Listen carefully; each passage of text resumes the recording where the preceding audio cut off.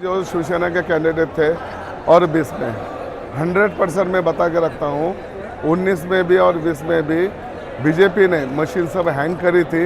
ये मेरा आरोप नहीं, क्योंकि ये हम लोग का जो इतने सालों का ये है, ये कल आके कोई जीत नहीं सकते। ऐसे 100% मैं बताता हूँ कि बीजेपी ने मशीन हैंग करके रखी थी।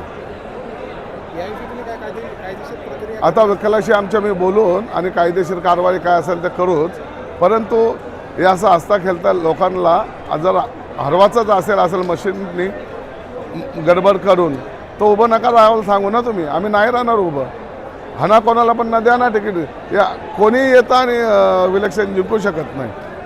बीजेपीचा तिथं काही संबंधच नाही आहे। 20 नंबरमध्ये मला सांगा, 20 नंबरमध्ये टेकडीवर बीजेपीचं फॉलोअर असू शकतात का? सगळा सलम एरियामध्ये तिथं कोण बीजेपीचा फॉलोअर असू शकतो का? ते निवडून येतात। म्हणजे सगळे 5 नंबरमध्ये त्यावेळी सगळ्या मॅचने हँग केल्या होत्या बीजेपीने आणि म्हणून ते जिंकल्यात।